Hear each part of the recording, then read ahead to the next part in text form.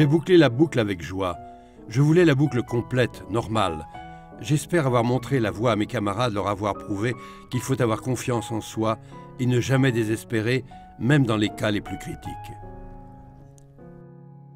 Aujourd'hui, Célestin Adolphe Pégout est tombé dans un relatif oubli. Plus personne se rappelle de ce personnage, ou peu de monde, quelques initiés. Qui aurait pu imaginer d'ailleurs que ce jeune garçon d'une origine modeste, fils d'agriculteur à Montferrat en Isère, deviendrait un jour pionnier de la voltige aérienne. À l'âge de 14 ans, il va quitter sa région natale pour se rendre à Paris et tenter sa chance. Il attendra l'âge de ses 18 ans pour s'engager dans l'armée. C'est au 3e régiment d'artillerie coloniale de Toulon qu'il va faire une rencontre décisive, celle du capitaine Louis-Victor Carlin, qui lui-même est déjà passionné par l'aviation depuis quelques années. De retour à la vie civile, Pégout est admis à l'école de pilotage de Bron, où il va obtenir son brevet de pilote le 1er mars 1913. Une semaine plus tard, il est employé à Buc, près de Versailles, par Louis Blériot, comme 3e pilote d'essai. Très vite, Louis Blériot va lui confier l'expérimentation d'une de ses inventions, l'aéroplane à trolley. Il s'agit d'un appareil doté d'un système en V qui devait permettre donc à cet aéroplane de venir s'arrimer sous un câble tendu le long de la coque des navires en pleine mer. Le premier exploit qu'il va réaliser le 19 août 1913 à Châteaufort, c'est l'expérimentation du parachute bonnet. Le parachute est fixé sur le fuselage de l'aéroplane et l'aviateur n'a plus qu'à libérer ce parachute qui vient s'ouvrir et extraire le pilote de son siège. Épatant, je monte à 100 mètres. Je déclenche en piquant. Le parachute se déploie en 2 secondes. Après, je suis arraché le long du fuselage, prenant un bon coup de stabilisateur dans l'épaule. Je fais de la balançoire pendant que mon coucou fait le guignol tout seul. Ce gaillard-là, quand je lui débarrassé de ma personne, pique, remonte verticalement, glisse sur l'aile, se rétablit, repique, se redresse encore avant de s'écraser. Et moi, doucement, en père peinard, je vais m'enchasser dans la forêt.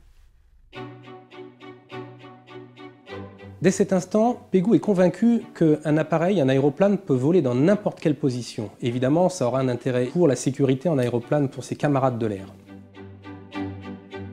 Quelques semaines plus tard, il va demander à son patron, Louis Blériot, de lui confier un nouvel appareil. C'est ainsi qu'il va se rendre à Port Aviation pour tenter le premier vol tête en bas de l'histoire. Avant son décollage, il va confier à un journaliste présent « Qu'importe si je meurs, ce ne sera qu'un pilote de moins, mais si je réussis, combien d'existences précieuses seront conservées à l'aviation ?» Puis il monte à 1000 mètres d'altitude. Arrivé à cette hauteur-là, il se dirige vers le sol, puis poursuit sa descente sur le dos. Il vole là sur environ 400 mètres, puis rétablit son appareil tranquillement pour atterrir en douceur, moteur éteint. Quelques semaines plus tard, le 21 septembre 1913, à Buc, Pégout va réaliser à l'issue d'une série de figures parfaitement inédites le premier looping the loop, une figure qui fera sa renommée et qu'il partage donc avec le russe Piotr Nesterov, qui aura réalisé lui-même cette figure quelques semaines plus tôt. J'ai commencé par des glissades sur l'aile gauche et sur l'aile droite, retournement de l'appareil dans le plan de l'axe du fuselage et redressement sur l'aile, glissade sur la queue, moteur arrêté, avec une chute de 200 mètres, vol plané sur le dos avec redressement, descente en tire-bouchon, appareil vertical sur une aile, et pour terminer, hors de mon programme, j'ai bouclé la boucle.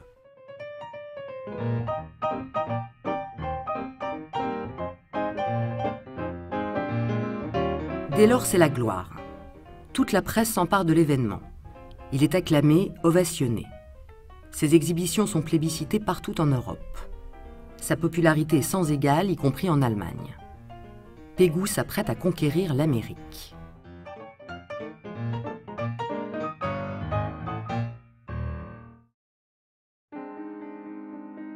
Mais la guerre éclate et Pégout est mobilisé comme pilote sur le front de Lorraine à Verdun, puis sur celui des Vosges. De fait, la voltige se militarise. De simples observateurs, les pilotes se transforment rapidement en escrimeurs du ciel. Pégout, fort de sa maîtrise du pilotage, excelle face aux avions ennemis, obtient 6 victoires aériennes et devient le premier as de la chasse française. Mais l'inimaginable finit par arriver le 31 août 1915. Pégou, le roi du ciel, est mortellement blessé lors d'un combat aérien. Son Nieuport 11 s'écrase après une chute de 2000 mètres près de Belfort. Une foule nombreuse assiste à ses funérailles le 3 septembre. Sa dépouille sera transférée à Paris le 23 octobre 1920. Il repose depuis au cimetière du Montparnasse.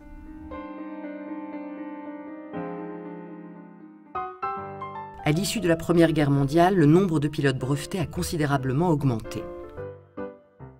Les années 20 voient la création et le développement des lignes commerciales, des grands raids transcontinentaux, des courses de vitesse et des cirques aériens. Les développements techniques et technologiques rapidement enregistrés pendant le conflit servent dorénavant une discipline en plein essor, l'acrobatie aérienne de spectacle. Les meetings d'aviation se succèdent, grandissent en nombre, en taille et en popularité. Quelques années seulement après la fin de la Grande Guerre, d'audacieux pilotes effectuent plusieurs centaines de boucles à la suite. Parmi eux, Alfred Franval est l'un des premiers à prouver que l'acrobatie aérienne, au-delà du spectacle qu'il offre au public, est la meilleure des écoles de pilotage. Les figures se complexifient, les tonneaux déclenchés apparaissent, le vol d'eau prolongé est désormais devenu techniquement possible. En France, les premiers grands noms de la discipline apparaissent comme Marcel Dorey, ancien pilote de chasse, sacré roi de l'air en 1927 sur son deux-voitines, ou Michel Détroyat, pilote d'essai chez Morane-Saulnier. Ces deux géants de la haute école aérienne de l'entre-deux-guerres prônent, à l'instar de Pégou, l'utilité pour un pilote quel qu'il soit d'acquérir la virtuosité indispensable à la maîtrise de son appareil. L'acrobatie est nécessaire à tous les pilotes. Un aviateur bien entraîné et habitué à piloter un avion dans toutes les positions possédera infiniment plus de chances de se tirer d'un mauvais pas ou d'un accident que le pilote qui ne connaîtrait les possibilités de son appareil qu'en état de vol normal. Mais vous savez, ça n'a rien de sorcier. Ce que je viens de faire là, tout le monde peut en faire autant. Il suffit de travailler un petit peu la question, d'avoir un bon appareil comme celui que j'ai là, et un bon moteur, et enfin de s'attacher solidement.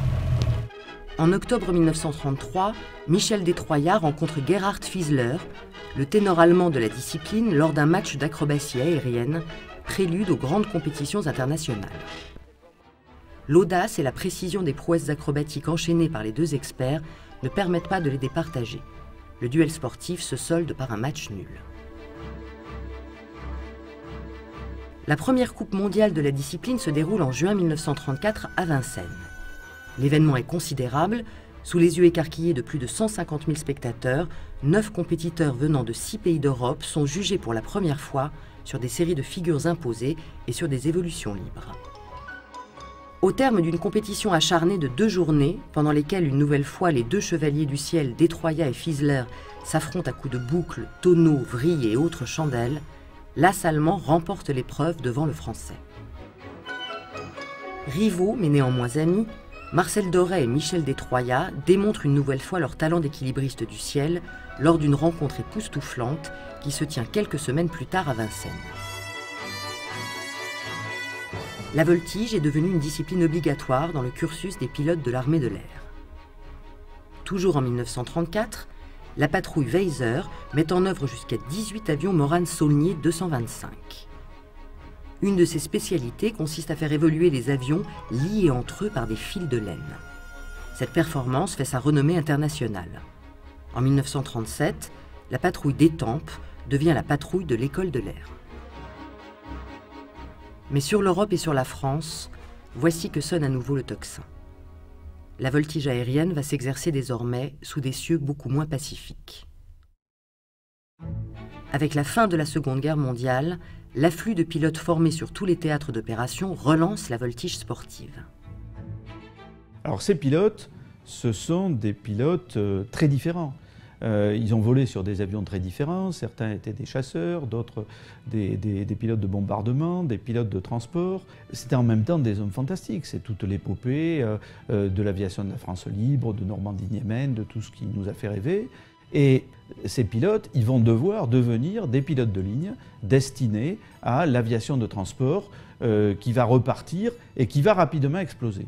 Et face à ça, le secrétariat général à l'aviation civile et commerciale, qui était la DGAC de l'époque, a décidé la création d'une école le service de la formation aéronautique, une école à plusieurs sites, Saint-Yan, Carcassonne, Challes-les-Eaux, des sites qui existent encore aujourd'hui. Et dès l'origine, cette école a voulu former ses pilotes, non seulement au pilotage et au pilotage avec des normes d'aviation commerciale des gros avions, mais aussi à la voltige, au planeur, parce que ça développe le sens de l'air des pilotes, l'airmanship comme disent les Anglais, c'est un facteur essentiel de sécurité et on continue à former les pilotes comme ça aujourd'hui. À partir de 1951, Louis Neutegem, chef pilote de Saint-Yan, y développe l'activité de la voltige en dispensant un enseignement s'étendant de la formation initiale à la qualification de moniteur. Saint-Yan devient une référence dans le monde de l'aviation. L'histoire et la renommée du centre est intimement liée au Stamp SV4, avion d'entraînement par excellence. Ce biplan de conception belge est si largement plébiscité par les écoles de pilotage civils et militaires et les aéroclubs que plus de 850 exemplaires sont construits en France. De ces centres nationaux sont issus des pilotes d'exception comme Michel Berlin, premier champion de France en 1954, ou encore Jean Dorgex et Léon Biancotto, vainqueurs à plusieurs reprises du Lockheed Trophy, l'une des rares compétitions internationales à cette époque qui tient lieu de championnat du monde. Partant d'une conception à la fois puriste et analytique du pilotage, leur maîtrise du vol se fonde sur ce que l'on appellera l'évangile selon Saint-Yan, doctrine de la discipline, professant une méthode française du pilotage caractérisée par un style souple, coulé, mais extrêmement précis. La haute voltige française est alors à son apogée. Parallèlement à ce développement spectaculaire dans l'aviation civile, la patrouille de l'école de l'air se mue en patrouille de France dès 1953 et porte haut les cocardes tricolores lors de grands meetings aériens. À l'initiative de la Fédération aéronautique internationale, les premiers championnats du monde de la discipline se tiennent en 1960 à Bratislava. Déjà, la carte des grandes nations de la voltige se dessine, la France, les États-Unis et les pays d'Europe de l'Est. Parmi eux, les talentueux soviétiques et tchèques, qui évoluant sur de robustes et puissants Yak et Zlin, imposent un nouveau style de pilotage efficace et spectaculaire. L'arrivée de ces nouveaux compétiteurs éclipse bientôt les Français et leurs biplans Stamp vieillissants des podiums internationaux.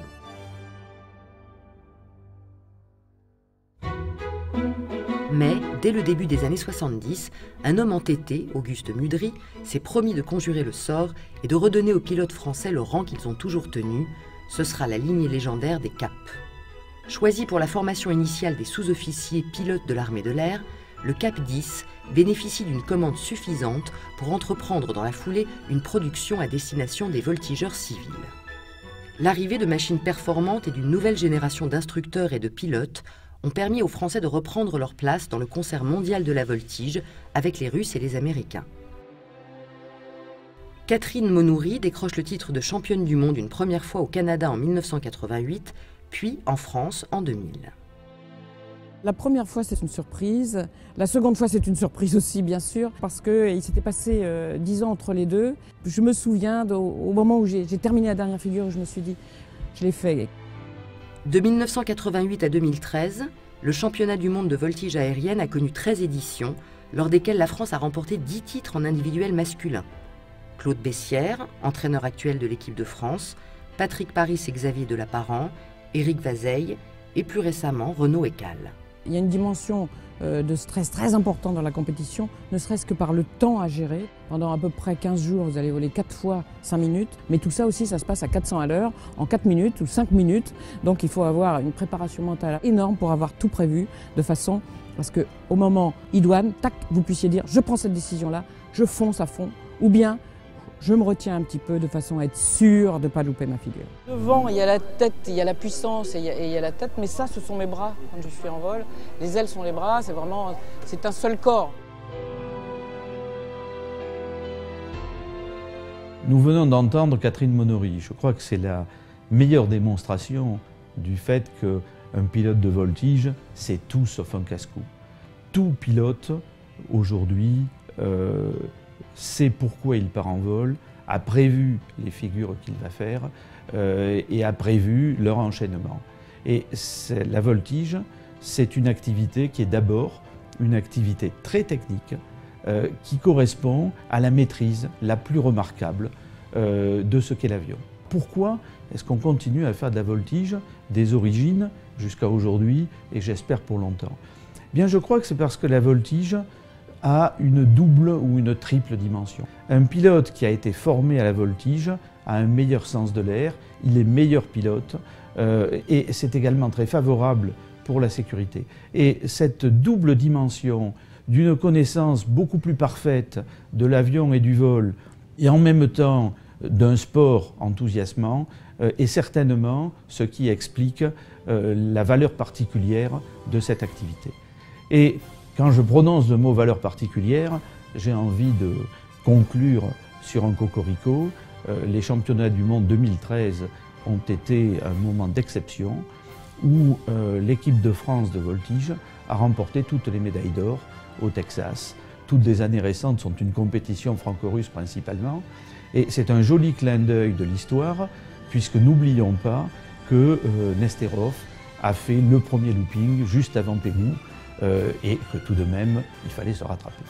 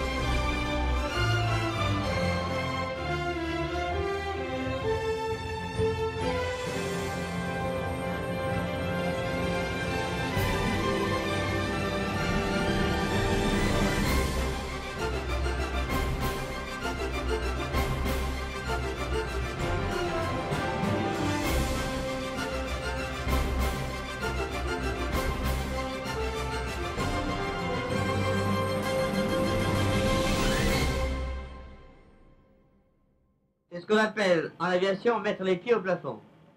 Ce vol a pourtant une utilité, c'est celui de démontrer qu'en France aussi, nous avons un matériel, moteur, avion et carburateur susceptible de voler dans n'importe quelle position, et cela pendant un temps indéterminé.